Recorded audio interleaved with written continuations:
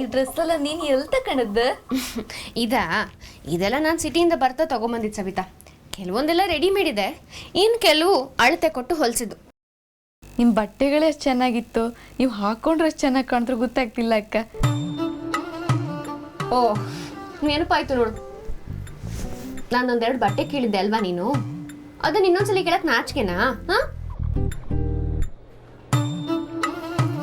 ಅದನ್ನ ಕೇಳಕ್ಕೆ ಹೀಗೆ ಸುತ್ತಿ ಬಳಸಿ ಬರ್ಬೇಕಾ? ನಾನೇನು ಅಷ್ಟೊಂದು ದೂರದವಳ ಸವಿತಾ. ಇನ್ನೊಂದ್ಸಲಿ ಕೇಳಿದ್ರೆ ಏನಾಗ್ಬಿಡತ್ತೆ? ಅದೆಂತಕ್ಕೂ ನೀವು ಹಾಕೋ ಬಟ್ಟೆ ಎಲ್ಲ ನಂಗೆ ಇಷ್ಟ. ಇನ್ನೊಂದ್ಸಲ ನೀವು ಬಟ್ಟೆ ತಕೊಂಬಾರಿ 2 ಜೊತೆ ತಕಣಿ, ಒಂದು ನಿಮಗೆ ಒಂದು ನಂಗೆ. ನಾ ಅಪ್ಪಂಗೆ ಹೇಳಿ ದುಡ್ಡು ಕೊಡಿಸ್ತೆ. ಆಯ್ತಾಯ್ತು, ತಗೊಳ್ಳೋ ಕಾಲಕ್ಕೆ ನೋಡೋಣ. ಈಗ ನಿನಗೆ ಅಂತ ಒಂದೆರಡು ಬಟ್ಟೆ ಎತ್ತಿಟ್ಟಿದ್ದೀನಿ ನೋಡು, ಇದನ್ನ ತಗೋ. ಹೇಗಿದ್ರು ನನಗೆ ಇವತ್ತು ಚಿಕ್ಕದಾಗತ್ತೆ, ನೀನೇ ಇಟ್ಕೋ ಇದನ್ನ. ನನಗೆ ಕೊಡ್ತಿದ್ರ್ಯಾ? ಸತ್ತಿಗೂ ನನಗೆ ಕೊಡ್ತಿದ್ರ್ಯಾ? ಹೌದು ಕಣೆ, ನಿಂಗೆ ಇದ್ರಲ್ಲಿ ಎಂತ ಅನುಮಾನ? ಎಂತ ಇಲ್ಲ, ಒಂದಿನ ಮಟ್ಟಿಗೆ ನಾ ಕೇಂಡದ್ದು ನೀವು ನನಗೆ ಕೊಡ್ತೀರಿ ಎಣಿಸ್ಕೊಂಡಿರ್ಲಿಲ್ಲ. ಅಕ್ಕ ಎಷ್ಟು ಚಂದ ಇತ್ತು ಬಟ್ಟಿ. ಇದು ನನಗೆ ಅಲ್ದ, ವಾಪಸ್ ಕೊಡೋದಲ್ಲ ಇಲ್ಲ ಅಲ್ದ?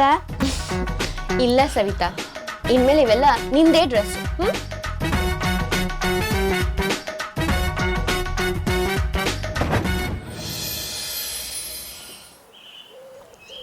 ಸಿರಿಗೆರೆಯ ನೀರಿನಲ್ಲಿ ಬಿರಿದ ತಾವರೆಯಲ್ಲಿ ಕೆಂಪಾಗಿ ನಿನ್ನ ಹೆಸರು ಗುಡಿಯ ಗೋಪು. ಹೋನಾ, ಈ ದೇವಭೂತ ಇದೆ, ನೀನು ನಂಬ್ತೀನ? ಇರ್ಬೋದೇನಪ್ಪ, ಗೊತ್ತಿಲ್ಲ. ಅಂಥದ್ದೇನಾದರೂ ಇದ್ರೆ ಮೊದಲು ನಿನಗೇನಾದರೂ ಮಾಡಕ್ಕೆ ಹೇಳ್ತೀನಿ ನಾನು.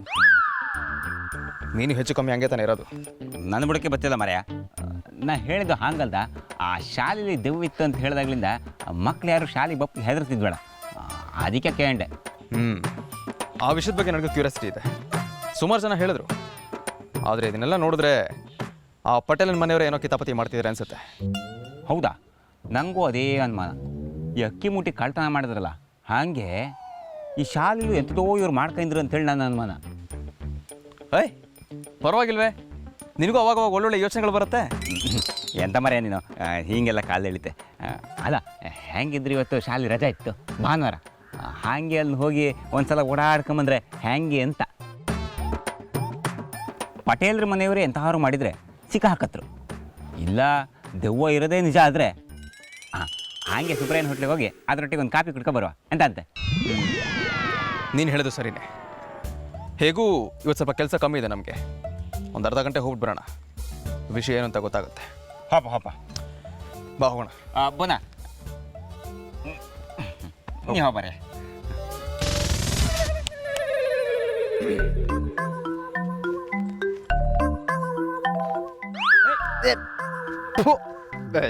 ಹುಷಾರು, ಯಾವ್ದಾರ ಹೆಣ್ಣು ದೇವ ಬರ್ಬೋದು.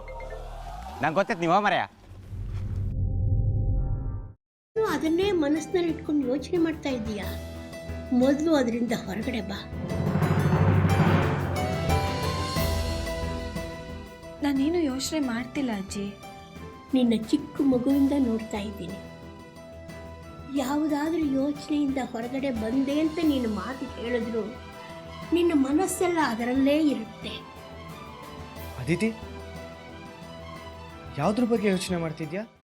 ಶ್ರೀಚಕ್ರ ನಮ್ಮ ಕೈವಶವಾದ್ರೆ ಇಡೀ ಜಗತ್ತೇ ನಮ್ಮ ಪಾಳೆ ಪಟ್ಟೆ.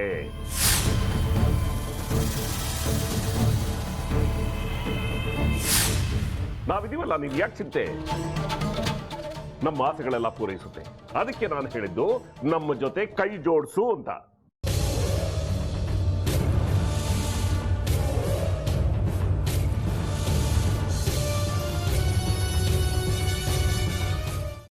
ವೆಜ್ ಖಾರ ಬಾತ್ ಮಾಡುವ ವಿಧಾನ: ಒಂದು ಬಾಣಲಿಗೆ ತುಪ್ಪ, ಸಾಸಿವೆ, ಕಡಲೆಬೇಳೆ, ಉದ್ದಿನಬೇಳೆ, ಗೋಡಂಬಿ ಹಾಕಿ ಹುರಿದು ಕರಿಬೇವು, ಬಾಡಿಗೆ ಮೆಣಸಿನಕಾಯಿ, ಕ್ಯಾರೆಟ್, ಬಟಾಣಿ, ಟೊಮ್ಯಾಟೊ, ಕಲ್ಲುಪ್ಪು, ಬೆಲ್ಲ, ಬಿಸಿಬೇಳೆ ಬಾತ್ ಪುಡಿ, ಅರಿಶಿನ, ರವೆಯ 3 ಅಳತೆಯಷ್ಟು ನೀರು ಹಾಕಿ ಚೆನ್ನಾಗಿ ಕುದಿ ಬಂದ ಮೇಲೆ ಹುರಿದ ಬನ್ಸಿ ರವೆ ಹಾಕಿ ಕಲಸಿ. ಈಗ ವೆಜ್ ಖಾರ ಬಾತ್ ಸವಿಯಲು.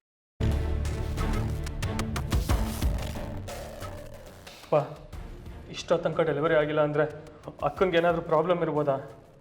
ಆ ಥರ ಏನಾದರೂ ಇದ್ದರೆ ಡಾಕ್ಟ್ರು ಬಂದು ಹೇಳ್ತಿರ್ಲಿಲ್ವ ರವಿ?